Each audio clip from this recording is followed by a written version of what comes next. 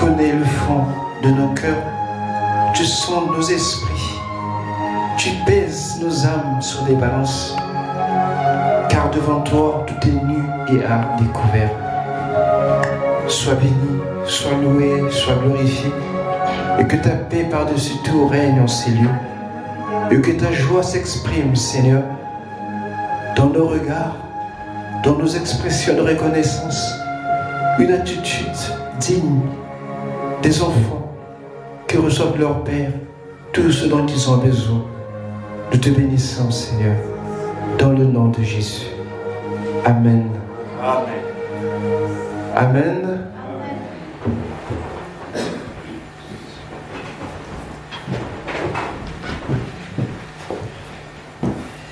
Béni soit le nom du Seigneur.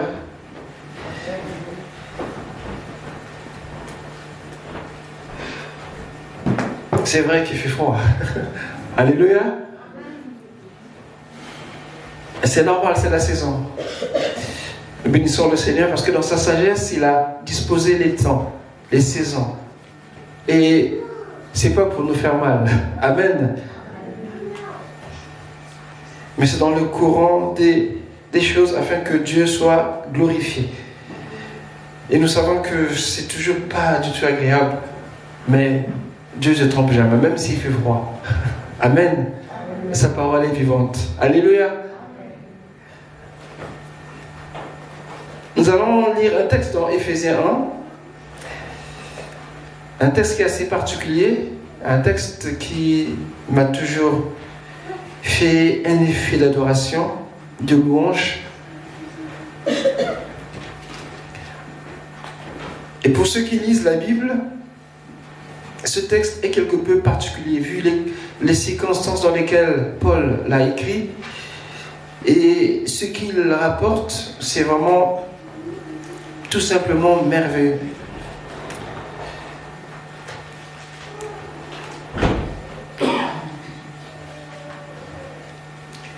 C'est Éphésiens 1, 4 à 14. Mais avant cela, j'avais une pensée dans Éphésiens 6, dans Hébreux 6. Je vais lire rapidement. Hébreux 6.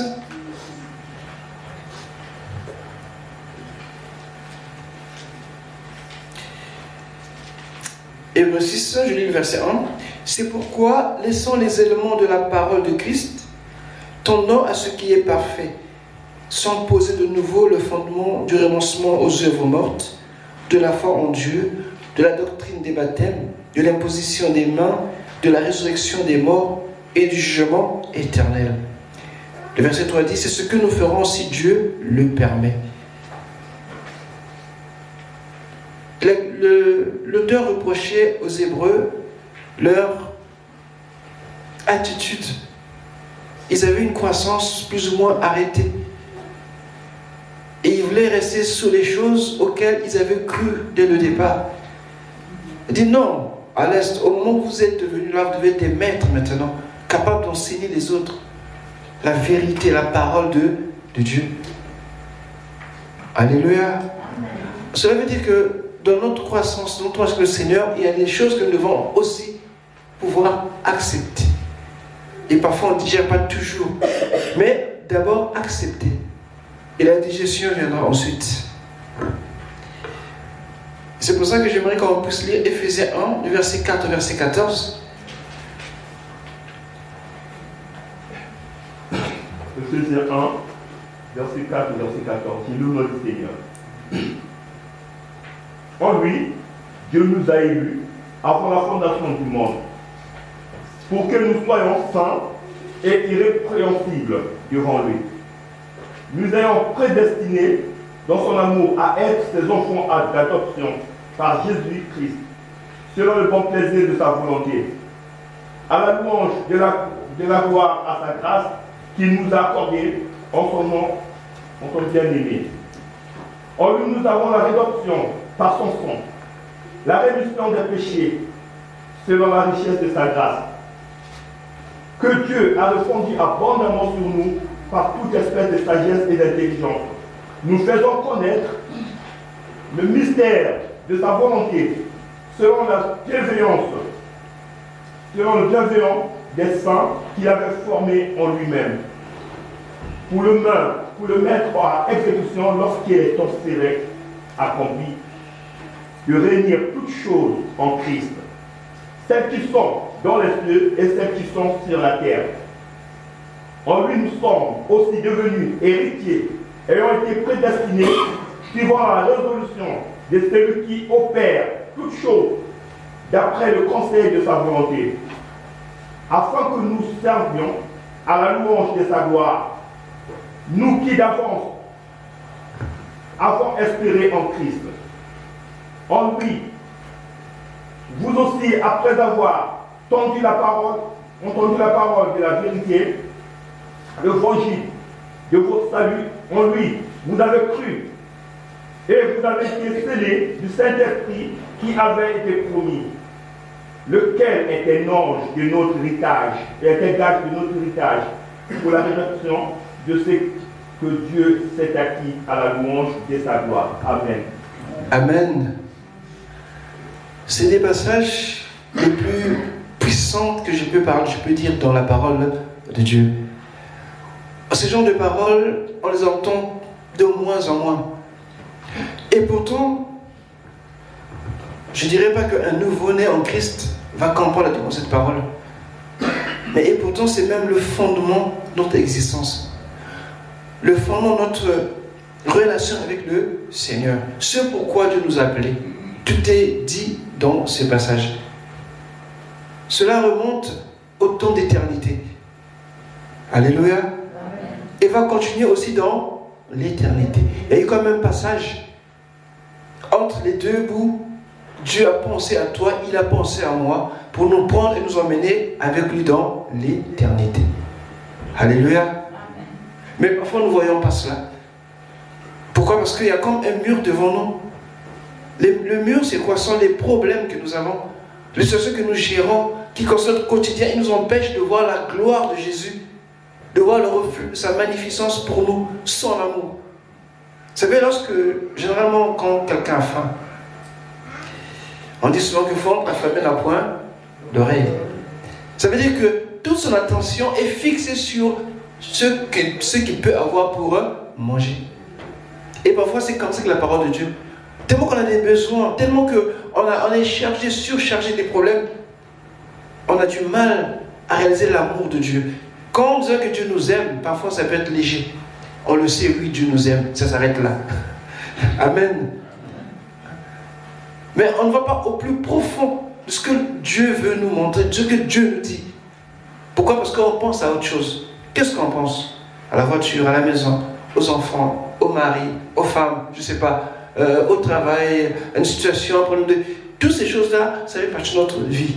On ne va pas les laisser comme ça. Mais par le Saint-Esprit et par la foi, on peut transcender ces choses pour pouvoir apprécier l'amour de Dieu. L'adoration que Dieu attend, c'est des cœurs reconnaissants, qui sont imprégnés de la parole de Dieu, qui comprennent la dimension, la mesure, la profondeur de cette grâce. Mais généralement, ces choses-là, on ne les voit pas. Parce qu'on est habitué, ou on est attiré par ce que les yeux voient. Amen. Dans ce texte, il y a beaucoup de choses. On appelle les bénédictions de l'Église. Mais en fait, ce n'est pas de l'Église en tant que... ce qu'on pense l'Église étant un bâtiment. Non, en tant qu'individu que nous sommes, ensemble nous formons l'Église. C'est le dessein de Dieu pour toi, mon frère, pour toi, ma soeur. Ce dessein, Dieu l'avait déjà arrangé avant même que le monde existe. Alléluia. Amen. Ces choses, Dieu l'avait déjà arrangées bien avant. Et nous sommes donc Dieu en train de passer à la phase d'accomplissement, de la réalisation. Mais ce n'est pas tout d'un coup. C'est un processus. Et généralement, nous ne voyons pas souvent cela. Tant qu'on n'a pas le pain, tant qu'on n'a pas ceci, ces choses paraissent très loin, très éloignées. Oh, c'est comme la fiction. Bien aimé, c'est la réalité. Et c'est la vérité. Alléluia. On aime Dieu parce qu'il bénit. Mais il n'y a pas que ça. Il n'y a pas que ça. Il y a plus que ça. Parce que nous avons aujourd'hui, c'est temporel. Ça va s'arrêter.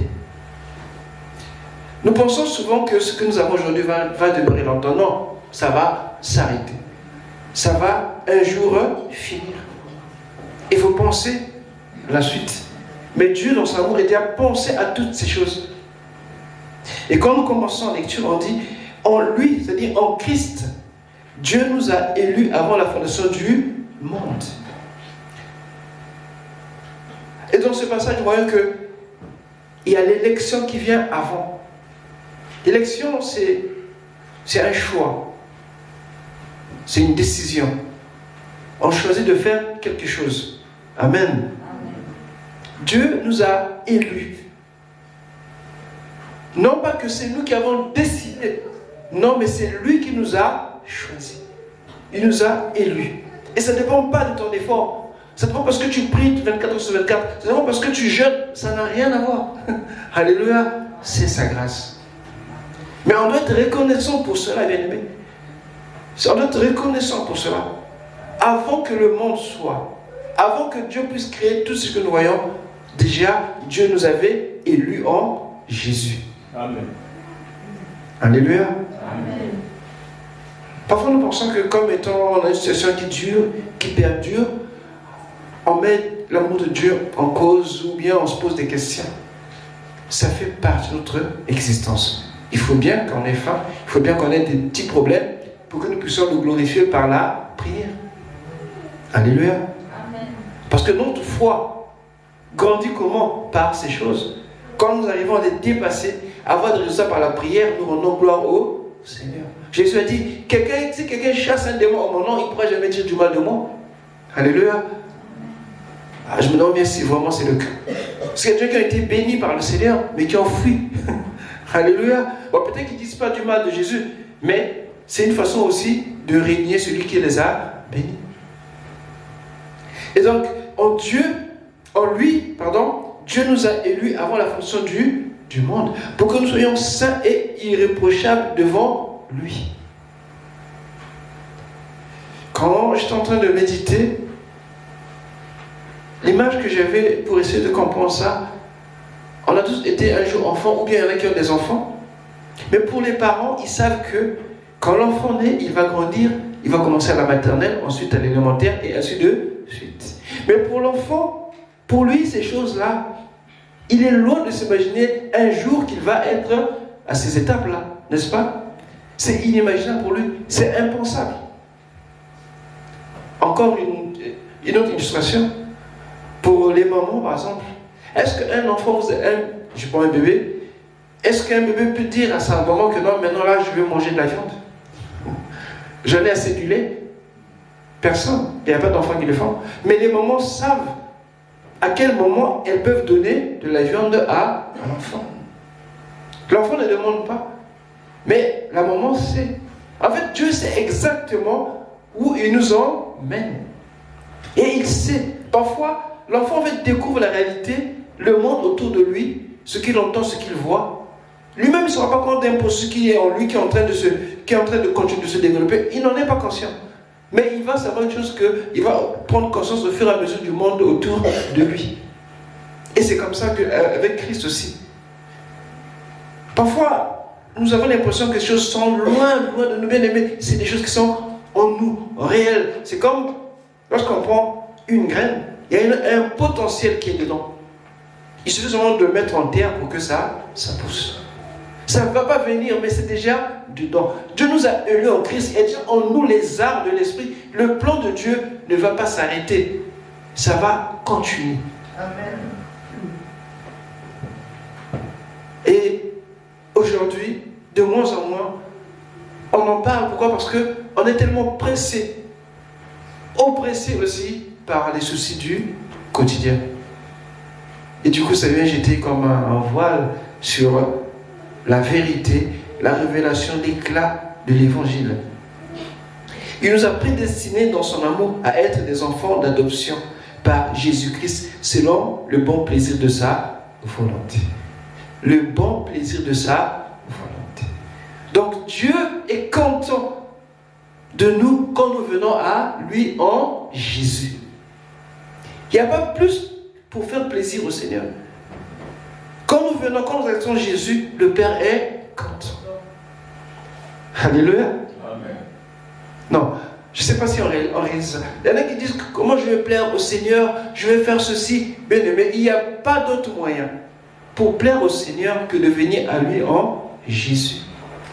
Quand tu reconnais Jésus dans ta vie, c'est le plaisir du Père. Et dans ce passage, il y a le passé, c'est-à-dire l'élection. L'élection, ce n'est pas aujourd'hui, mais c'était déjà passé. C'est un choix qui s'est fait bien avant même qu'on existe. Alléluia. Amen. Ensuite, il y a le présent. Le présent, aujourd'hui, c'est la rédemption. Nous avons tout en Jésus. Le pardon. L'ère que nous sommes là, c'est l'heure de la rédemption. Le salut nous est donné par Jésus au moyen de la rédemption. C'est un fait présent. Mais aussi un fait à venir, un fait futur. Et c'est l'héritage. Il y a un héritage qui nous attend dans le ciel. Nous sommes des héritiers et co-héritiers avec Christ. Alléluia. Amen. Ça, c'est la joie du chrétien. C'est l'espérance du chrétien. Mais souvent, c'est effacé, c'est oublié. C'est devenu comme si c'était quelque chose comme... Voilà. Vous voyez, quand on prend par son d'un meuble, généralement, il y a la poussière dessus. Et cette parole, pour certaines personnes, est poussiéreuse. Parce qu'on veut à tout avoir quelque chose, on veut à tout... On est derrière. Tant qu'on n'a pas ça, on oublie ça. Mais l'amour de Dieu, le désir, le besoin de Dieu, c'est qu'il nous voie dans la joie. Il a mis pour nous des choses qu'il a arrêtées dans son amour, dans sa présence, afin que nous puissions comprendre qu'il a un dessein merveilleux qu'il a mis en place, rien que pour toi. Alléluia. Amen. Il a mobilisé l'armée céleste, les puissances, les autorités, les dignités, dans le ciel, sur la terre, pour que ses plans puissent s'accomplir. À cause de qui? À cause de toi. Tu es un privilégié, bien-aimé. Amen. Et dans ce passage, quand nous continuons, on nous dit, en lui nous avons la rédemption, par son sang, le pardon des péchés, selon la richesse de sa grâce. Dieu a répandu abondamment sur nous par toute espèce de sagesse et d'intelligence. Il nous a fait connaître le mystère de sa volonté, selon le bienveillant dessein qu'il avait formé en lui-même. Le mystère ici, c'est quoi? La Bible dit que le mystère, dans la Bible, le mystère, c'est pas quelque chose qui est mystérieux, qui est mystique, non. C'est une vérité qui est cachée, mais qui est révélée en partie. Seulement en partie. Parce qu'on ne peut pas tout connaître. Mais c'est révélé en partie. Et ce mystère, c'est quoi? On l'a par l'évangile. C'est que Dieu voulait faire un peuple qui lui appartient, qui va réunir tout en Jésus. Que ce soit au ciel, sur la terre et sous la et un nouvel homme. Ce nouvel homme, c'est qui? C'est l'Église, qui est le corps de Christ. Christ étant la tête. Alléluia. Amen. Et ce nouvel homme, il y aura les Juifs, le peuple élu. Ensuite, les chrétiens, ceux qui viennent en Jésus. Et peut-être ceux que Dieu appellera, on ne sait pas, ceux qui sont dans les cieux, sur la terre. Mais tout cela, Dieu va faire un tout en Jésus. Afin que Jésus soit rempli toutes choses. Au ciel, sur la terre et sous la terre. Que Jésus soit Seigneur, qu'il soit roi sur tout ce que Dieu a créé. Et Dieu veut que l'Église participe à ce dessein. Et il a tout mis à disposition. En donnant l'exemple que Christ ressuscite en premier, ensuite nous. Alléluia. Amen. Et ce dessein, Dieu l'avait conçu depuis l'éternité. Et aujourd'hui, nous sommes en train de voir le déroulement de cela. Sa volonté, c'est justement ce dessein bienveillant qu'il a formé en lui-même, pour le mettre à exécution lorsque les temps seraient accomplis, de réunir toutes choses en Christ, celles qui sont dans les cieux et celles qui sont sur la terre. En fait, Dieu ne peut pas être surpris par quelque chose. Et il sait exactement chaque détail de notre vie. Mais il y a un dessein plus grand, plus glorieux, qui dépasse de loin notre entendement. Je prends l'exemple d'un enfant. Un enfant, il ne connaît pas encore ce que ses parents pensent de lui. Mais avant même qu'il ne naisse, souvent les parents vont faire des courses, des couches, des brassières, des poussettes. Est-ce que vous avez demandé ça? Non? Il ne vous a pas demandé ça. Il y en a qui achètent des voitures avec cette place déjà parce qu'il y a un bébé qui va arriver. Est-ce que vous avez demandé ça? Non. Parce qu'ils l'aiment. Ils veulent voir cet enfant dans des bonnes conditions. Dieu veut nous voir dans des bonnes, mais pas les conditions terrestres, mais les conditions célestes. Et Dieu met en mouvement, mais on prend toutes ces choses-là pour que toi et moi nous puissions, comme nous louons réellement. Dieu l'a manifesté en Christ. En fait, Christ, Jésus, c'est l'entrée, alléluia, principale du grand palais de Dieu. En son nom, quand nous rentrons, nous serons éblouis, émerveillés. Il n'y aura pas, je ne sais pas s'il y a des mots, mais franchement, sur la terre, il n'y a aucun mot qui peut définir ces choses. C'est pour ça que quand Jean avait la révélation, il disait comme, parce que son langage était limité. Alléluia. Comme. Mais oui, parce que les réalités spirituelles n'ont pas d'équivalence avec les réalités terrestres. Et c'est ce que Dieu veut, Dieu va faire. C'est pas qu'il peut, mais Dieu va le faire. C'est déjà à arrêter. Il va le faire.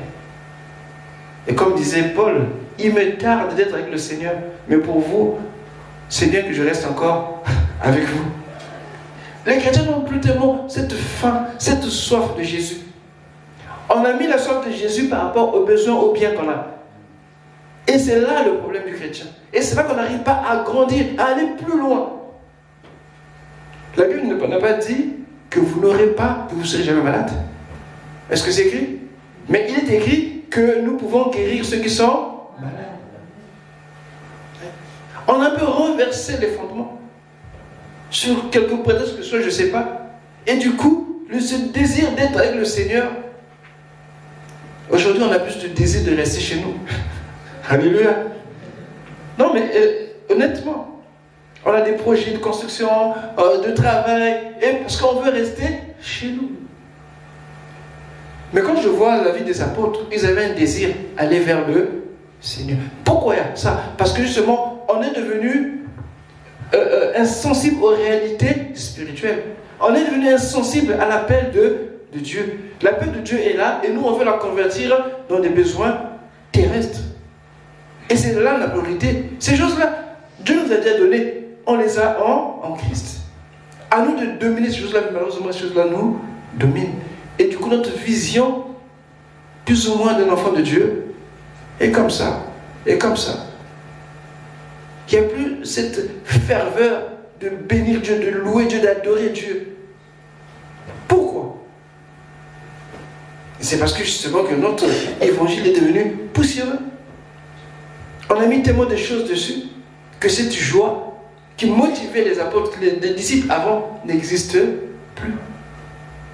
Parce que l'ennemi, le Dieu du siècle, il a mis en nous des panneaux spectaculaires en néant. La nuit, le jour, ça brille. Et on croit que c'est ça. Mais non.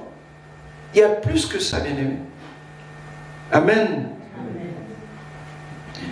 Et donc, je vais essayer de revenir sur quelques caractéristiques. On appelle ça des bénédictions ou la richesse du chrétien. Il y en a quelques. Je vais essayer de les énumérer pour ceux qui prennent note.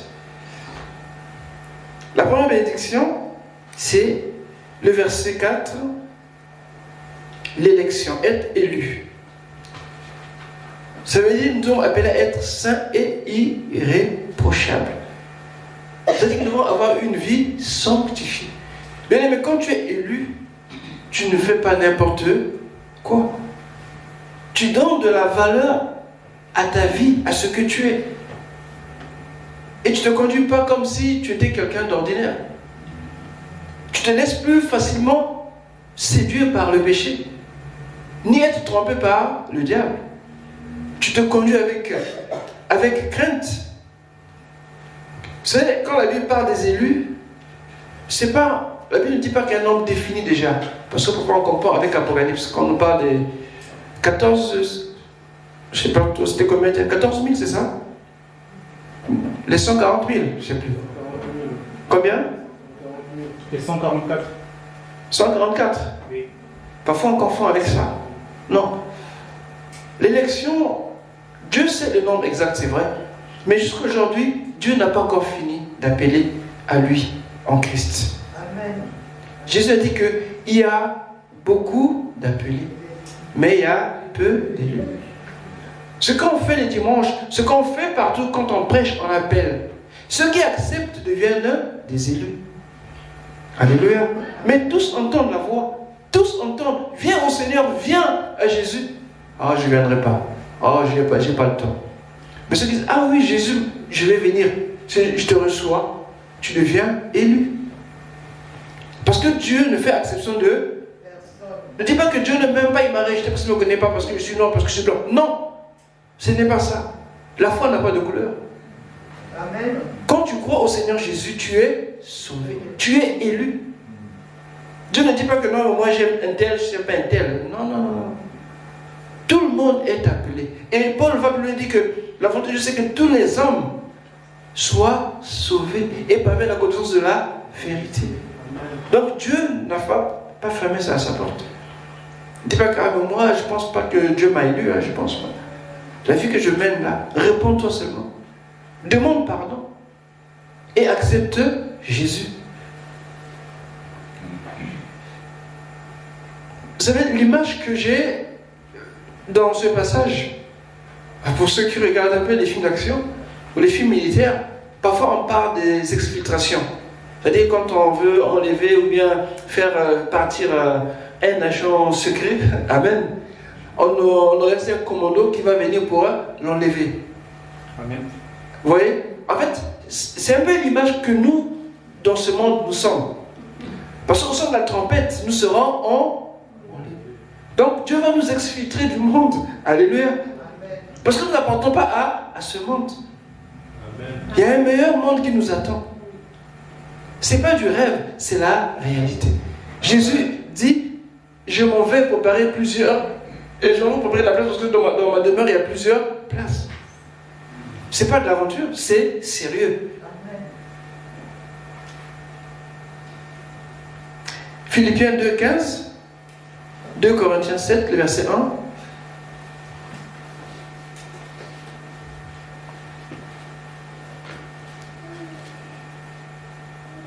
« 2 Corinthiens 7, le verset 1.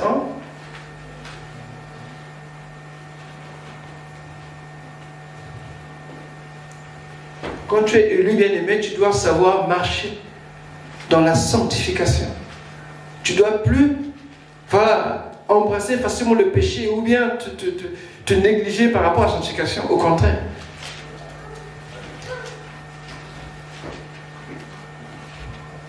Afin que vous soyez irréprochables et purs, des enfants de Dieu, irrépréhensibles au milieu d'une génération perverse et corrompue, parmi laquelle vous brillez comme des flambeaux dans le monde. Nous brillons comme des flambeaux. C'est pas parce qu'on a mis des phares, c'est pas parce qu'on a mis je ne sais pas quoi. Non, mais c'est spirituel. Parce que quand nous avons Jésus, Jésus est la lumière. Un peu comme la lune. Bon, là, attention, vers 14h, 15h, il y a la lune. Mais on ne fait pas attention parce qu'il y a encore le jour. En fait, regardez quand on sortira, vous allez voir qu'il y a la lune. Mais quand il fait nuit, la lune brille. Mais la lumière de la lune, en fait, ne vient pas d'elle. Elle vient du soleil. Alléluia. Bon, nous, on n'est pas des lunes parce que nous sommes des personnes. Mais nous reflétons la gloire de Dieu. Jésus-Christ en nous. Et donc nous brillons. Mais seulement, il y en a qui ne comprennent pas ça. Parce que la vie que nous menons nous fait briller aux yeux du Seigneur. C'est une vie de sanctification qui craint Dieu et qui s'éloigne du péché. Parce qu'on est élus. Alléluia. Des enfants mûrs, des fils, ils vivent dans cet état. On ne va pas dire encore, toi tu as péché. Non, c'est en toi déjà. Tu n'as même plus besoin qu'on te le dise. Tu mènes ta vie, tu marches selon la volonté du Seigneur. On ne va pas vous dire, oh, mais tu sais, tu as fait ceci, tu as fait ceci. Non, voilà, c'est comme un réflexe. Et tu marches dans la sanctification. Tu marches loin de toute souillure de la chair et de l'esprit. De la chair, ce sont les œuvres de péché. De l'esprit, ce sont souvent les pensées, ou les sentiments, ou une moralité complètement corrompue, que parfois nous gérons. Mais Dieu nous dit de nous éloigner parce que nous sommes élus de Dieu.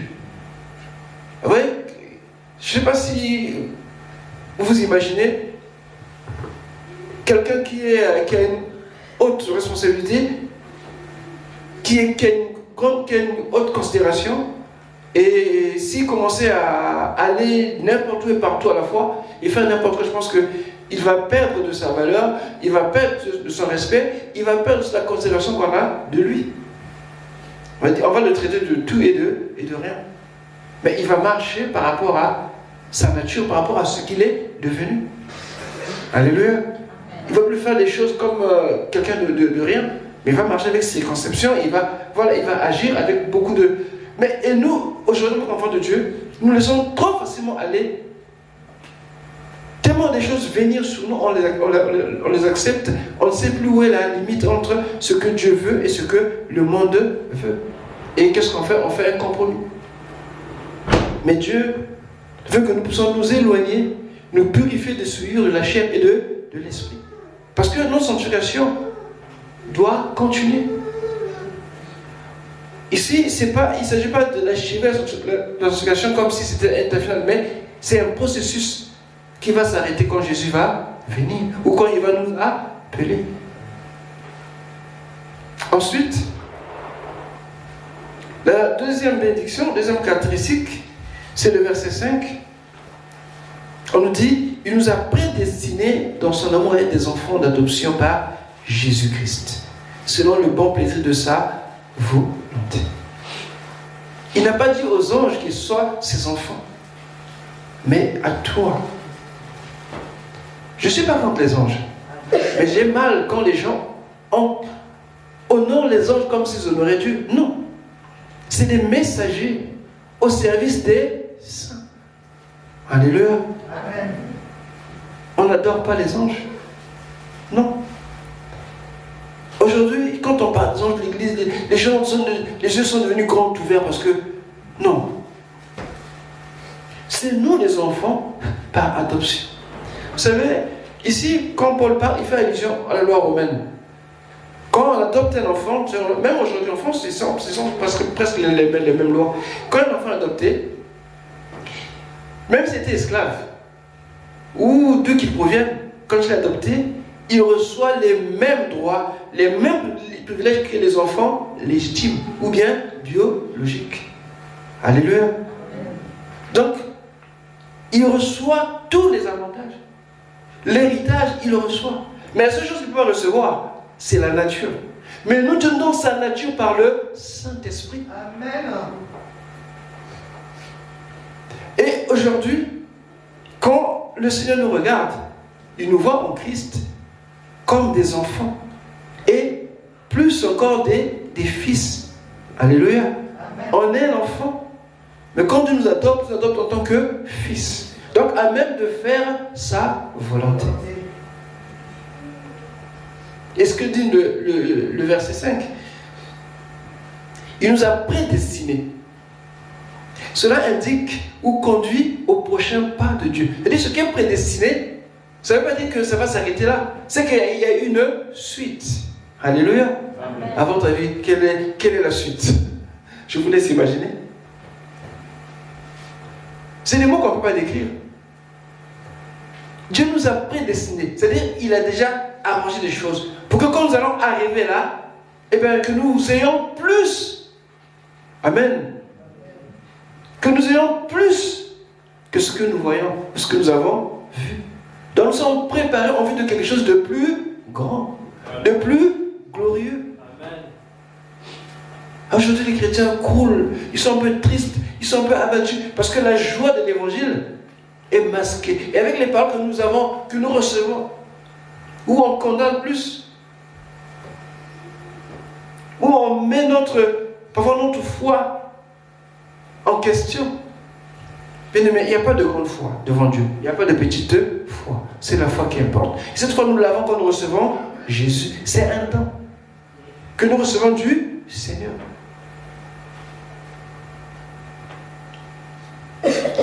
C'est ce que nous définit Galates 4, 1 à 7. On peut juste le noter, s'il vous plaît.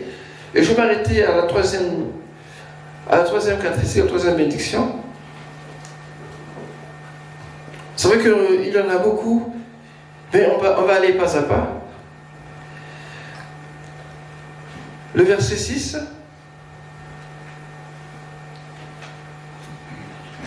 Le verset 6. Qu'est-ce qu'il dit le verset 6? Pour célébrer la gloire de sa grâce dont il nous a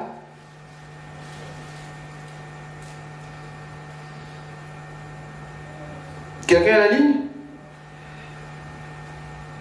C'est la troisième caractéristique, la troisième bénédiction de l'Église. Le verset 6.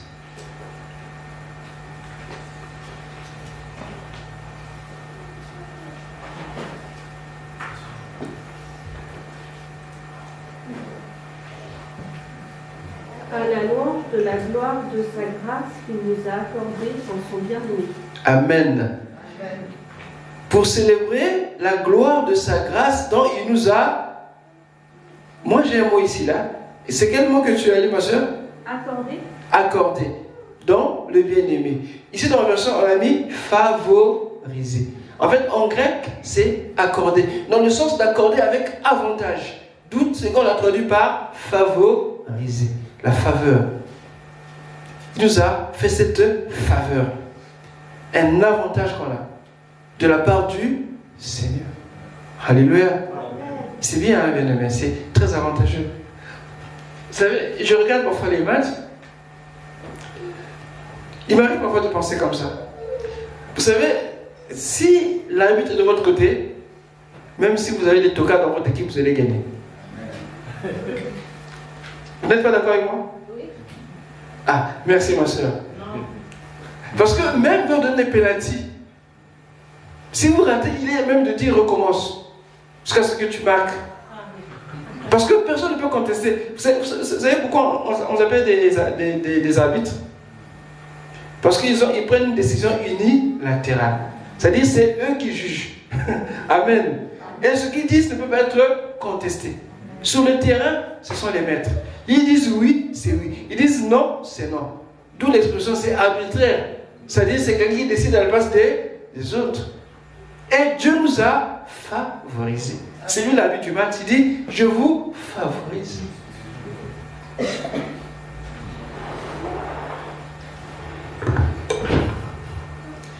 Et il nous a favorisés dans le bien-aimé, c'est-à-dire en Jésus-Christ. Amen. Ce n'est pas les anges. Alléluia. Ce n'est pas les pasteurs. Mais ce sont ceux qui ont cru en Jésus. Ce n'est pas les apôtres. Ce n'est pas les docteurs, non. Ceux qui ont cru en Jésus. Les autres, là, c'est que des fonctions. C'est normal. Mais tous, nous sommes en Christ, nous formons un corps.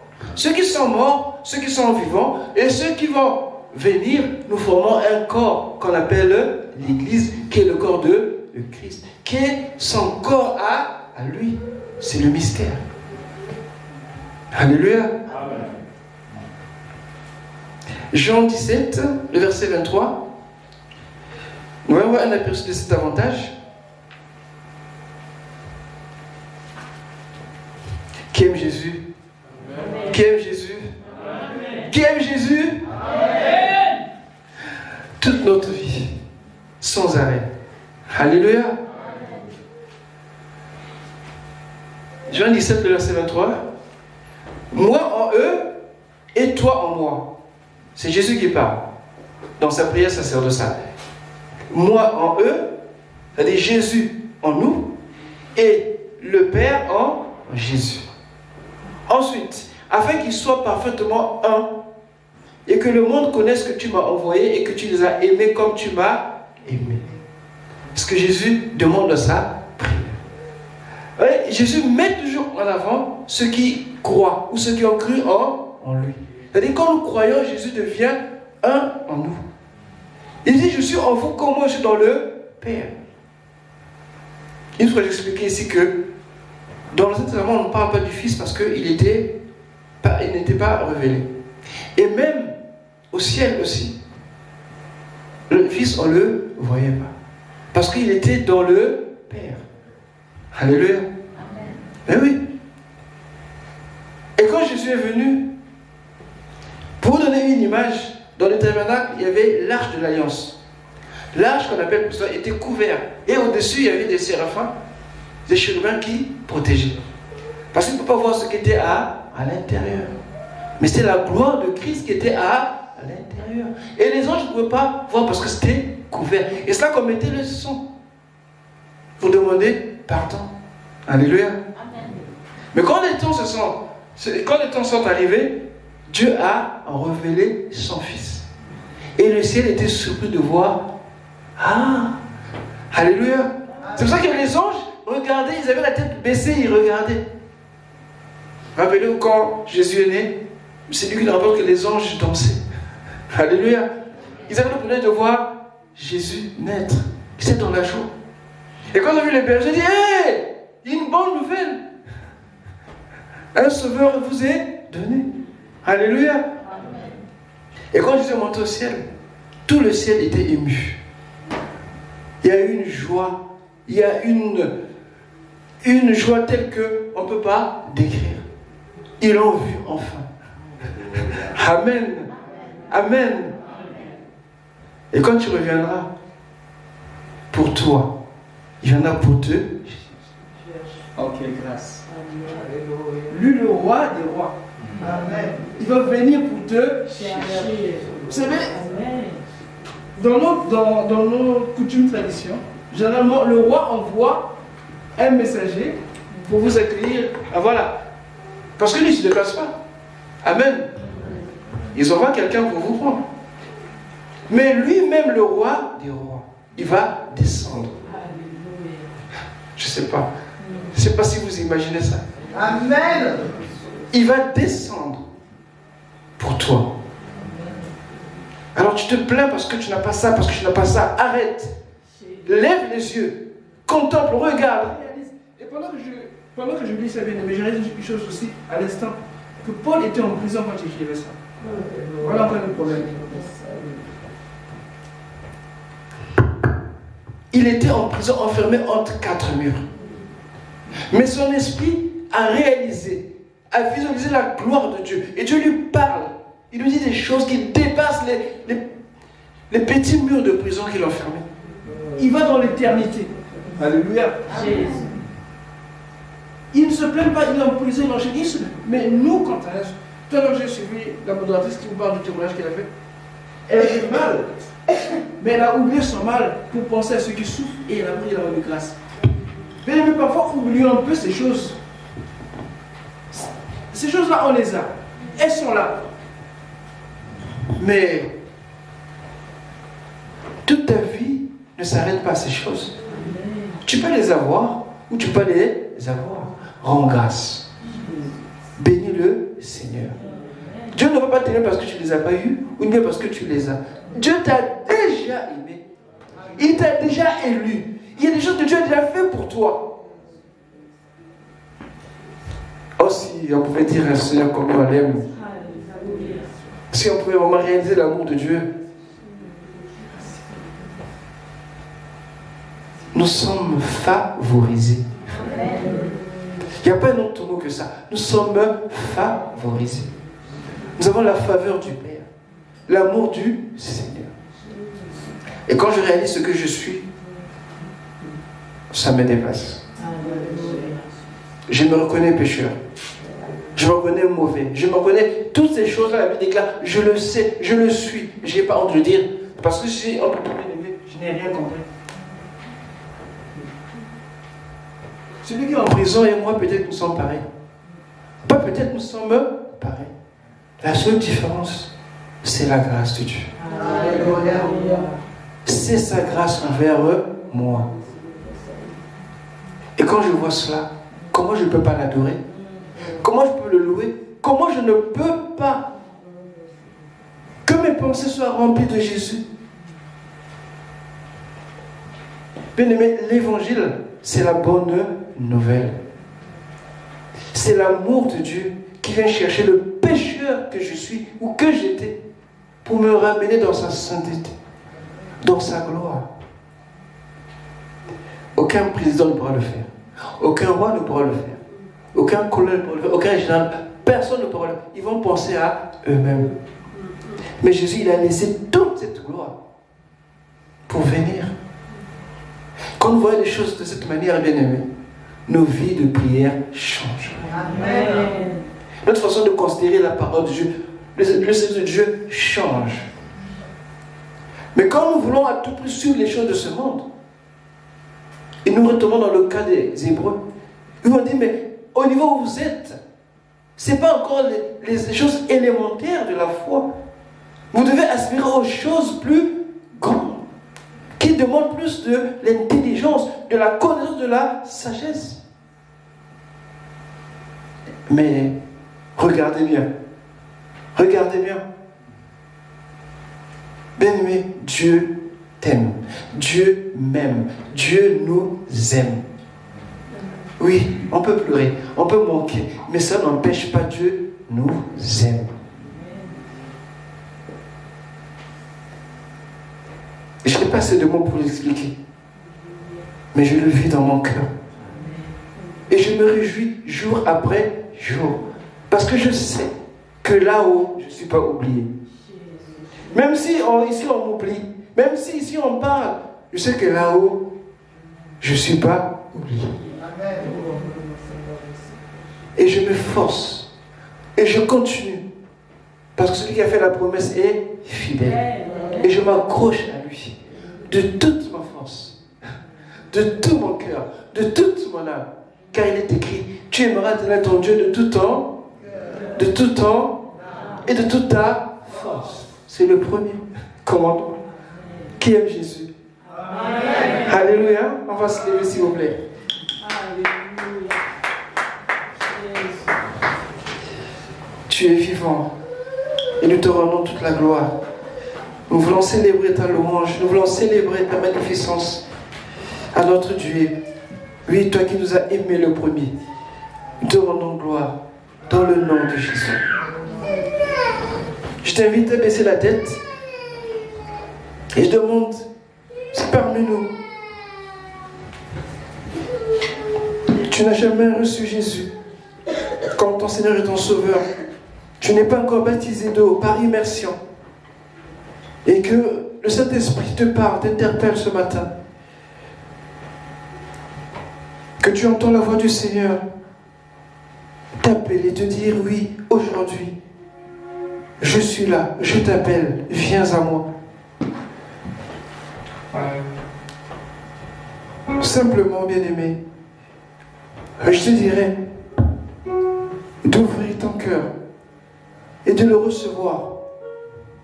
Cet amour, cette grâce, elle est aussi à toi, elle est aussi pour toi.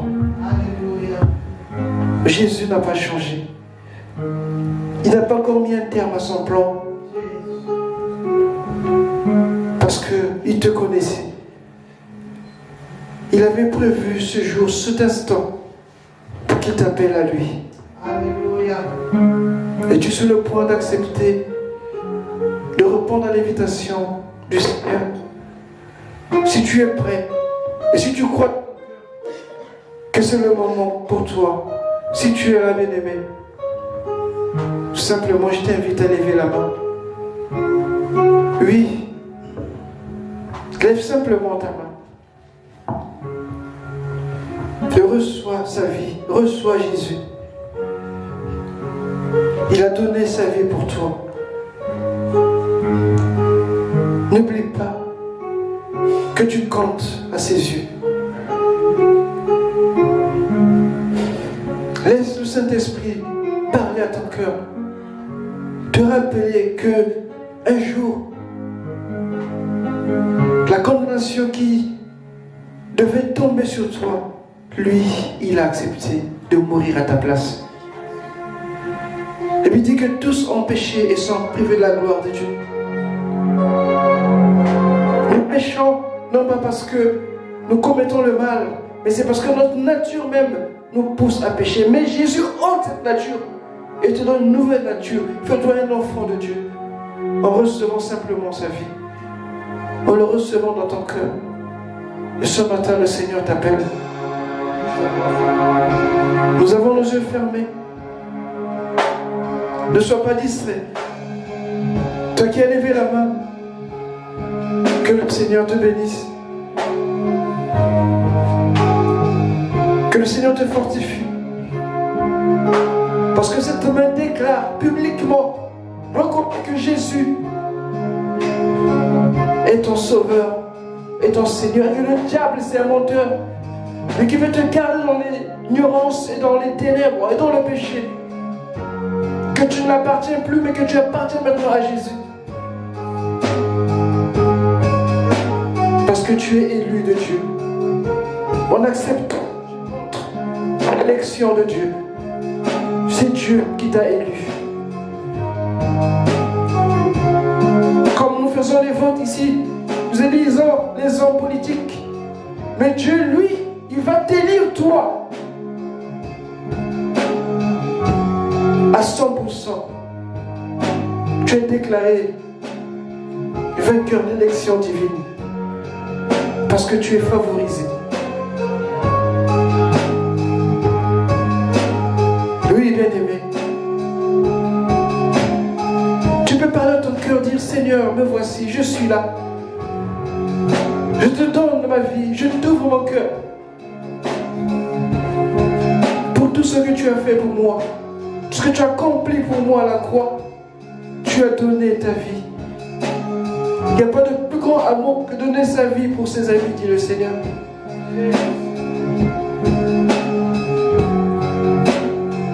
Alléluia.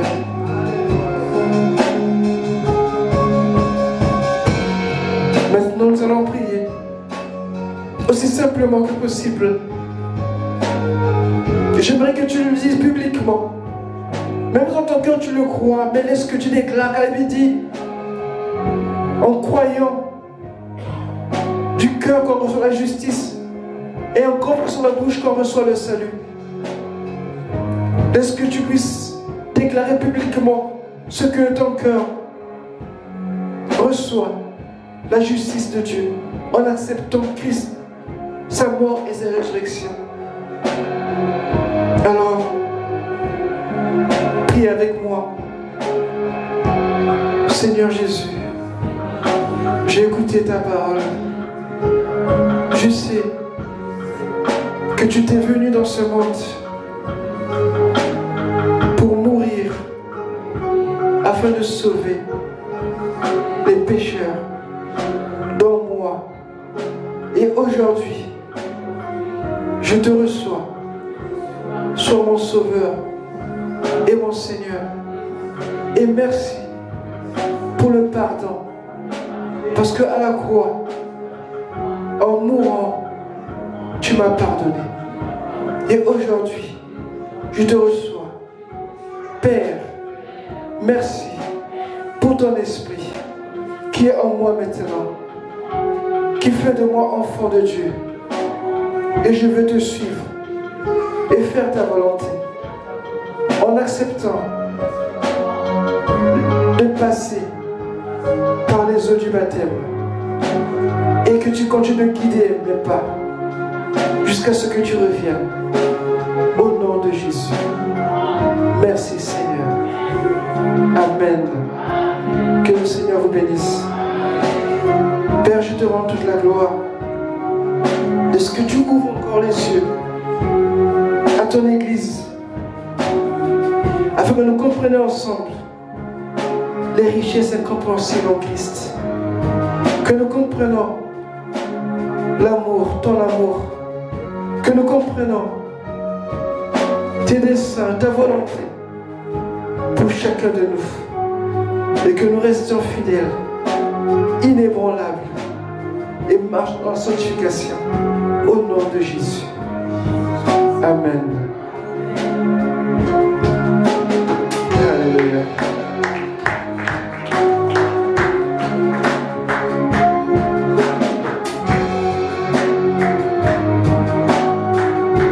Est-ce que tu peux acclamer encore la parole de Dieu? Acclame la parole de Dieu. Alléluia.